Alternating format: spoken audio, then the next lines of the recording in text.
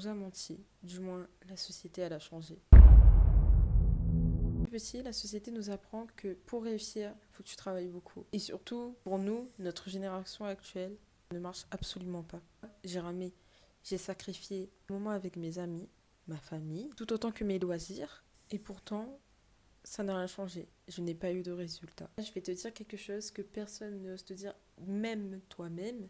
Ton effort ne garantit pas le résultat que tu auras. Le comprendre, pas simplement l'écouter et l'accepter, vraiment comprendre ça, ce sera clairement libérateur pour toi. Avant d'aller plus loin, je souhaite clarifier une chose. Si je te dis que l'effort ne sert à rien, c'est un mensonge, c'est n'importe quoi. L'effort est nécessaire, il n'est pas suffisant. Faire cette distinction change vraiment tout. Dans cette vidéo, on va explorer 3 grandes idées. Premièrement, nous verrons en quoi le mythe de l'effort doit être remis en question. Deuxièmement, nous ferons la différence entre ceux qui réussissent et pourquoi toi tu ne réussis pas. Selon certains objectifs, tu y arrives plus facilement que d'autres. Et troisièmement, le plus difficile selon moi, c'est comment adapter ta stratégie pour optimiser ce que tu fais. Cette vidéo a pour toi le but d'acquérir une vision plus honnête, plus complète et surtout la clé du succès. Le mythe de l'effort est profondément ancré dans notre culture, notamment en Occident, là où le travail est une vertu morale. Certes, il y a eu des histoires où cela a réussi aux gens de travailler beaucoup. On pense à J.K. Rowling, celle qui a écrit Harry Potter, qui a écrit, qui a été refusé 37 fois. Le coup, un effort seul réussi. Mais c'est minime. Un autre exemple, Michael Jordan s'entraînait beaucoup. D'autres joueurs aussi se sont entraînés beaucoup. Alors qu'est-ce qui a fait la différence? L'histoire à eux, on ne les raconte pas parce qu'elles ne sont pas moins réelles, mais parce qu'elles sont moins vendables. Quelqu'un qui part de zéro, qui a tout réussi, c'est beaucoup plus vendable que quelqu'un qui part de zéro également, mais qui trime encore pour réussir. C'est ce qu'on appelle le biais du survivant. Celui-ci correspond à la tendance qu'on a à croire des personnes qui ont réussi plutôt que des personnes qui ont échoué. Ce que je veux dire par croire, c'est qu'on ne voit que par eux et que oublie ce qu'il y a autour. Par exemple, lors de la Seconde Guerre mondiale, les ingénieurs américains voulaient renforcer les avions de combat. Ils ont donc analysé ce qui revenait mission et ont noté un impact de balles et où se trouveraient les impacts de balles. Il voulait renforcer ces zones. Mais le statisticien Abraham Wald a compris l'erreur. Ces avions revenaient malgré les impacts. Les zones sans impact sont les avions survivants. C'était précisément les zones qui faisaient couler les autres. Touchés dans ces zones-là ne revenaient pas. On ne voyait que les survivants, donc on ratait l'essentiel.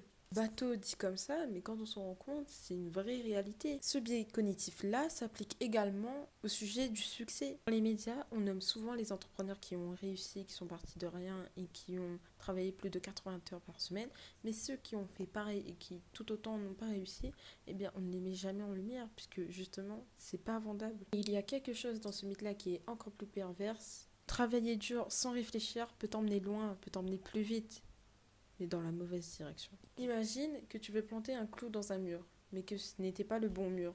Est-ce que planter le clou encore plus profond ou renforcer encore plus fort va-t-il changer le problème? Ça va juste aggraver l'état dont tu as mis le mur en fait. Tu vois que tes efforts ne servent à rien, eh bien c'est peut-être pas que ton effort qui joue là-dedans.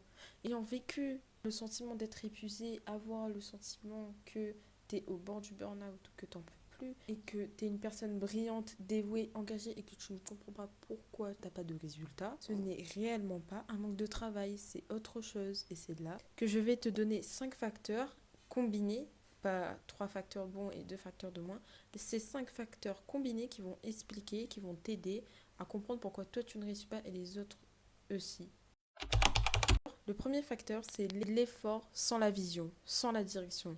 Imaginons que tu vas aller à un point A, mais tu ne sais pas si tu vas passer par un chemin qui est en ligne droite ou en 400 virages. Peter Drucker, l'un des plus grands penseurs du management, cite « Il n'y a rien de plus inutile que de faire avec efficacité quelque chose qui ne doit pas du tout être fait. » Te demander comment travailler dur, demande-toi plutôt « Est-ce que cet effort me rapproche de mon objectif ou pas ?» Moi y compris, j'esquivais cette question puisque je me disais « Mais si je me réadapte après tous les efforts que j'ai faits, le temps que j'ai perdu à faire ça, pourquoi réadapter la chose alors que j'ai fait un bon travail, je considère que c'était ça. Eh bien non, en fait. L'environnement où tu es né et évolue a une influence massive sur tes résultats. Il faut faire la nuance. Un enfant issu de famille aisée, avec un réseau social étendu, dans un pays stable et accès à une bonne éducation, et un enfant né dans la précarité, sans filet de sécurité, dans un environnement instable, les deux peuvent travailler avec la même intensité, mais leurs points de départ sont totalement différents. Et ce n'est pas une excuse pour mettre la faute sur autrui, c'est un fait. Et le nier, c'est s'empêcher réellement de comprendre qu'est-ce que le succès. Elon Musk et Bill Gates, par exemple, avaient un système informatique avant que la plupart des gens en possédaient. Leurs talents et leur travail sont réels, mais s'ils avaient vécu dans d'autres circonstances, ils auraient peut-être pas eu le même résultat. Comme vous l'aviez probablement entendu, il faut travailler dur, mais travailler intelligemment. Les chercheurs en performance, notamment Anders Ericsson, ont popularisé le concept de pratique délibérée. Ce n'est pas répéter une tâche encore et encore, c'est une pratique ciblée avec des feedbacks constants sur les zones précises d'amélioration. Un musicien qui joue ses morceaux préférés en boucle n'évoluera pas de la même manière qu'un musicien qui travaille sans cesse ses faiblesses, mesure par mesure avec un professeur exigeant. La quantité d'efforts compte, mais sa qualité aussi. C'est ce qu'on appelle la stratégie. Oui, je vais te parler de chance. Attention, ne lève pas les yeux, ne crois pas que la chance, eh bien, c'est pas donné à tout le monde. En fait, si, tu peux quand même exposer à beaucoup plus de chance. Je t'explique. Ce qui est le facteur chance dans le succès, c'est intellectuellement malhonnête.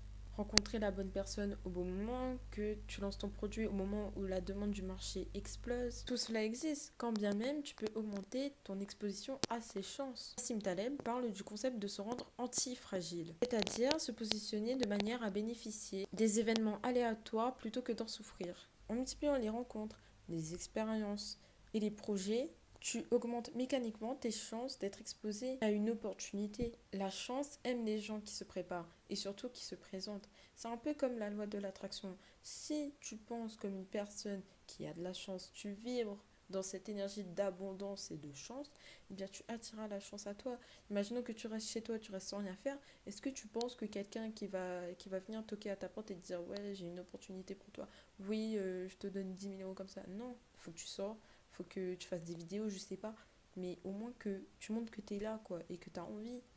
Le dernier facteur, et peut-être même le plus sous-estimé, c'est la capacité à apprendre de l'échec et ajuster sa trajectoire, ajuster ta direction. Le défaut le plus présent chez la plupart des personnes, c'est qu'on confonde la persistance et l'entêtement.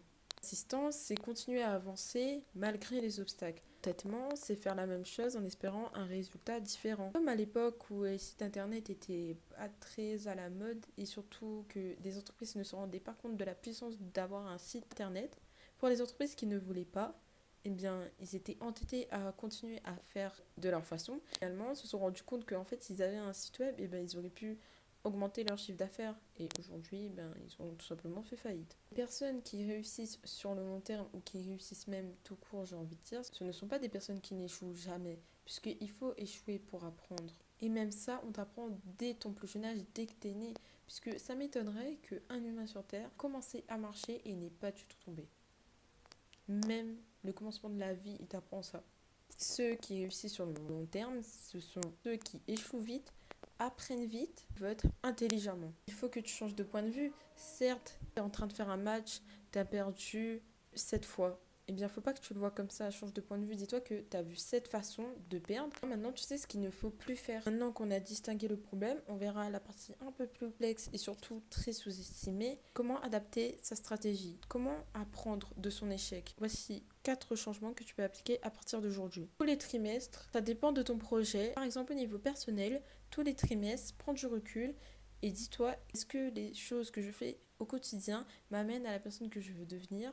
Ce que tu fais en général. Suis-je en train de réellement construire quelque chose ou de m'occuper? Suis-je réellement actrice, acteur de ma vie que spectateur, spectatrice? C'est inconfortable, ça peut paraître stressant, mais c'est indispensable. Et surtout, le piège là-dedans, c'est ne crois pas que c'est stressant. Ne sois pas stressé par rapport à ça. C'est tout simplement une analyse de ce que tu fais. C'est juste ça. Si la plupart de tes actions ne t'amènent pas à ton objectif, tu réajustes, c'est pas grave, t'apprends. Le deuxième changement consiste à chercher les leviers par l'intensité. Plutôt que de te demander comment puis-je travailler plus, demande-toi plutôt quel est le seul effort qui me permet de maximiser mes résultats. Le principe de Pareto, le 80-20, règle des 80-20, 80% de tes résultats viennent de tes 20% d'actions. Trouve ces 20%-là, concentre-toi là-dessus, délègue ou abandonne le reste. Troisième, il faut que tu construises des systèmes, pas seulement des objectifs. On vit dans un monde où tu peux quasiment tout automatiser, en profite. James Clear, dans le livre Atomic Habits, dit « Tu n'atteins pas le niveau de tes objectifs, tu tombes sur le niveau de tes systèmes. » Et c'est ça la différence. Un objectif te dit où tu vas aller. Un système t'y emmène. Crée des routines, crée des environnements, des habitudes qui produisent naturellement les résultats que tu cherches, sans que tu aies à te battre chaque jour contre toi-même. Le dernier et le plus important, tu ne peux pas tout contrôler. Accepte cette incertitude. Accepte ce processus et surtout kiffe le processus, puisque le jour où tu atteindras ton résultat, tu seras vraiment fier et satisfait d'avoir dit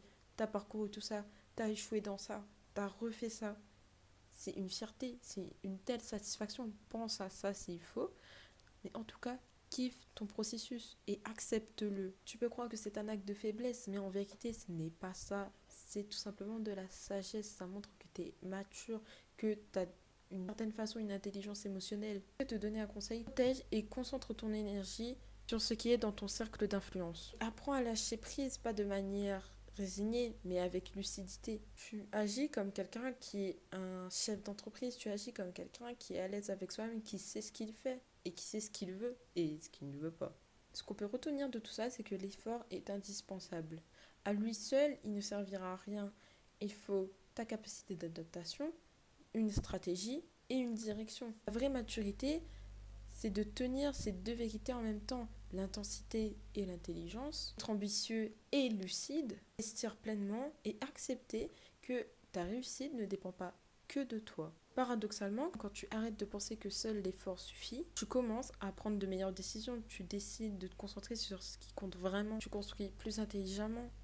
Alors, fais de ton mieux, fais avec ce que tu as, où tu es, et t'ajusteras en chemin. Si cette vidéo t'a fait réfléchir ou que tu as une difficulté en particulier, je te laisse écrire en commentaire. Si tu veux aller plus loin sur les sujets de réflexion mindset, je t'invite à t'abonner et on se retrouve à la prochaine vidéo. I'm a man, money, money, I'm a man.